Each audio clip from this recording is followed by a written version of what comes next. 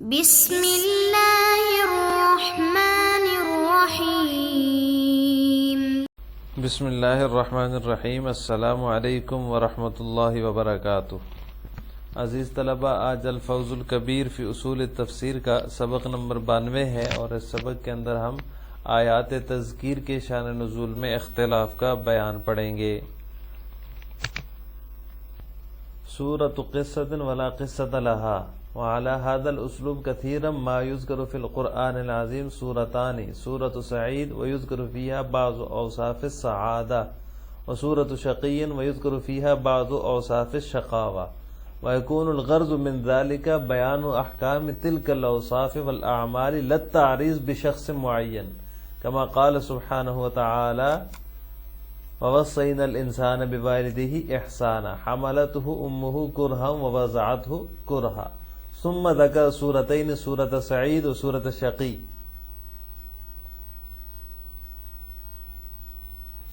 اس کا ترجمہ یہ ہے کہ اسی طریقے پر بسا اوقات قرآن کریم کے اندر دو صورتیں ذکر کی جاتی ہیں۔ سورۃ سعید ایک صورت سعادت مندی کی صورت ہے، جس میں نیک بختی کے اوصاف اور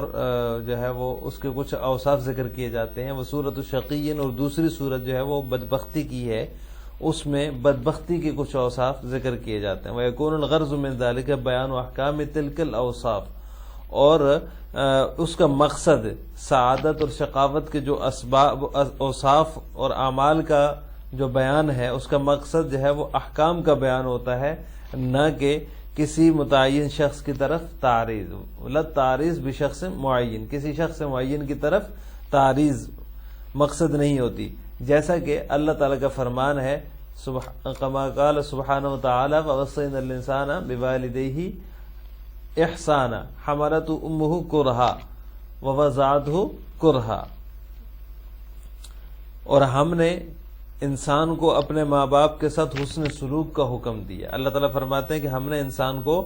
اپنے والدین کے ساتھ حسن سلوک کا حکم دیا۔ حملت امہ کرہا ووضعته کرہا، اس کی ماں نے اس کو بڑی مشقت کے ساتھ پیٹ میں رکھا اور بڑی مشقت کے ساتھ اس کو جنا۔ ثم ذکر سورتین، سورۃ سعید و سورۃ شقی، پھر اس کے بعد اللہ تعالیٰ نے دو صورتیں، یعنی سعید کی صورت اور بدبخت کی صورت ذکر فرمائی۔ یہاں سے مصنف رحمہ اللہ تعالی آیات تذکیر میں شان نزول کے واقعات میں اختلاف کو ذکر کر رہے ہیں۔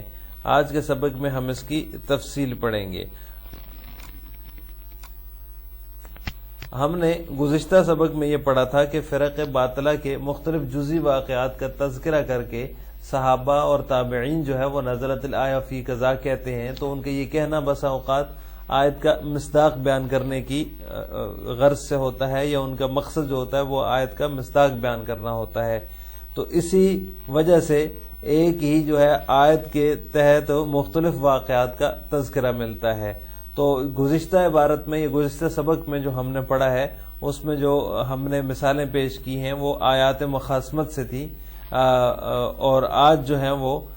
یہاں جو آج کے سبق میں ہم پڑھیں گے مثالیں، یہ آیات تذکیر کے سلسلے میں ہیں کہ آیات تذکیر کے سلسلے میں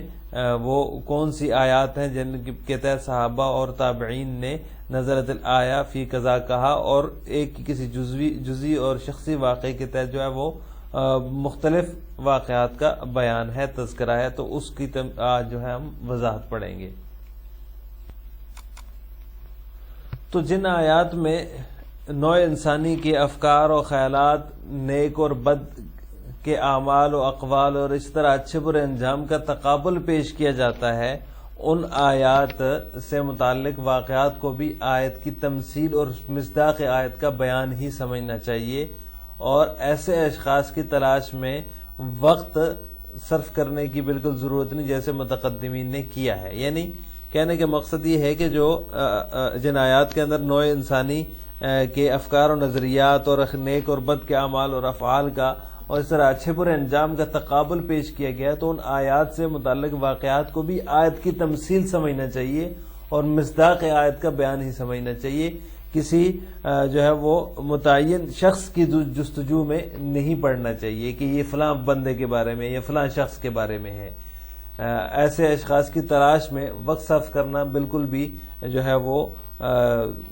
کارآمد چیز نہیں ہے، بلکہ بالکل اس کی ضرورت نہیں ہے۔ متقدمین نے اس سلسلے میں کچھ جدوجہد کی ہے کہ وہ ان کو جو ہے نا وہ متعین اشخاص کی تلاش جو ہے وہ رہتی تھی، لیکن اس میں مصنف رحمہ اللہ فرماتے ہیں کہ اس کی ضرورت نہیں ہے۔ اور اس جدوجہد اور کوشش کی ضرورت اس لیے نہیں ہے کیونکہ قرآن میں تقابل جو ہے وہ اصل فطرت انسانی کی سعادت اور شقاوت کی منظر کشی کرنا چاہتا ہے، یعنی جو فطرت انسانی ہے اس کی جو سعادت اور جو شقاوت ہے اس کی منظر کشی کرنا مقصد ہے، تاکہ اخروی فلاح و بہبود جو ہے وہ سعادت مندی کے اعمال اختیار کر کے اخروی فلاح و بہبود کی کامیابی چاہنے والے جو ہیں وہ سعادت مندی کے اعمال اختیار کر لیں اور شقاوت کے اعمال سے اجتناب کر لیں۔ یہ مقصد ہوتا ہے قرآن کریم کا، کسی خاص شخص کی تعریض کرنا مقصود نہیں ہوتا۔ اسی وجہ سے جو ہے وہ محققین نے آیت کی قیود کو عموم پر محمول کیا، یعنی ایک آیت کے اندر مختلف قسم کی قیودات ہوتی ہیں، قیدیں ہوتی ہیں، ان کو عموم پر محمول کیا ہے۔ وہ اس سے کسی خاص شخص سے متعلق وہ نہیں ہوتی، بلکہ اس سے عام جو ہوتا ہے وہ حکم مراد ہوتا ہے۔ اور مصنف رحمہ اللہ تعالی نے بھی اس کی تصریح کی ہے، ہم اس کو آگے چل کے پڑھیں گے، اس کی تفصیل مزید ہم آگے چل کے پڑھیں گے۔ تو مصنف نے اس قسم کی جو ہے وہ متعدد آیات ذکر کی ہیں، ان میں سے سب سے پہلی جو آیت ذکر کی ہے وہ ہے وَوَصَّيْنَا الْإِنسَانَ بِوَالِدَيْهِ إِحْسَانًا حَمَلَتْهُ أُمُّهُ كُرْهًا وَوَضَعَتْهُ كُرْهًا۔ یہ جو ہے مصنف نے ذکر فرمائی کہ اللہ تعالیٰ فرماتے ہیں کہ ہم نے انسان کو والدین کے ساتھ حسن سلوک کا حکم دیا ہے، اور پھر آگے ذکر کیا کہ اس کی والدہ نے اس کو جو ہے نا بڑے مشکل سے پیٹ میں رکھا، پالا اور پھر اس کو پیدا کیا، تو اس کا احسان جو ہے وہ زیادہ بنتا ہے، اور اس کا جو حق ہے وہ زیادہ بنتا ہے۔ تو پھر اس میں یہ سورہ احقاف کی آیت ہے، اور اس کا باقی حصہ جو ہے وہ حملہ وفصالہ 30 شہرہ ہے، یعنی اس کے اندر وہ پوری تفصیل جو ہے وہ ذکر ہے۔ اور اس کے بعد پھر جو ہے وہ شقی اور سعید کے احوال کا تذکرہ جو ہے وہ اگلی آیات میں آتا ہے، حتی اذا بلغ اشدہ وبلغ 40 سنہ قال رب اوزعنی ان اشکر نعمتک التی انعمت علی وعلی والدی وان اعمل صالحا ترضاہ واصلح لی فی ذریتی انی تبت الیک وانی من المسلمین۔ تو یہ جو ہے نا یہاں سے وہ اس کے جو سعید ہے، سعادت مند آدمی ہے، اس کے احوال کا ذکر ہے اس آیت کے اندر، کہ اس کی شکر گزاری اور حسن انجام کا تذکرہ ہے۔ اور پھر اس کے بعد جو ہے وہ نافرمان اور بد نصیب شخص کی سن فراموشی اور گستاخی اور برے انجام کا تذکرہ کرتے ہوئے اگلی آیت میں فرمایا والذی قال لوالدیہ اف لکما اتعداننی ان اخرج وقد خلت القرون من قبلی وہما یستغیثان اللہ ویلک آمن۔ تو یہ اس کی جو ہے وہ احسان فراموشی اور گستاخی کا تذکرہ ہے اور برے انجام کا تذکرہ ہے۔ تو اس آیت میں یہ جو آیت ہے حتی بلغ اشدہ وبلغ 40 سنہ، اس میں مفسرین نے یہ ذکر کیا ہے کہ یہاں 40 سنہ کی جو ہے وہ یہ حضرت جو ہے وہ ابوبکر صدیق رضی اللہ تعالیٰ عنہ کی شان میں وارد ہوئے، انہوں نے 40 برس کی عمر میں یہ بات کہی تھی۔ تو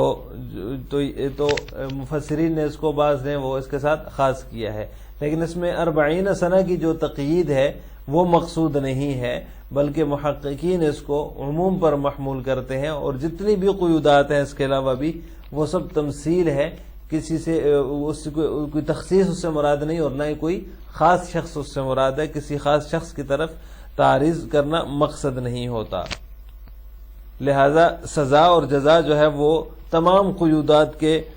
موجود ہونے پر موقوف نہیں ہوتی، بلکہ کوئی ایک چیز بھی اگر اس کے اندر پائی گئی تو وہ ایسی کوئی بدبختی کی علامت ہے اور ایسی سخت ہے تو اس کے اوپر اس کو جو ہے وہ جہنم ہو سکتی ہے۔ مقصد قرآن کریم کا جو ہوتا ہے وہ تخصیص نہیں ہوتا، بلکہ تمثیل ہوتا ہے، مثال اس کی بیان کرنا مقصد ہوتا ہے۔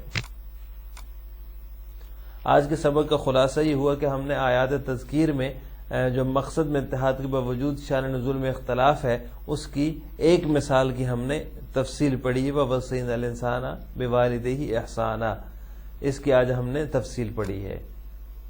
السلام علیکم ورحمۃ اللہ وبرکاتہ۔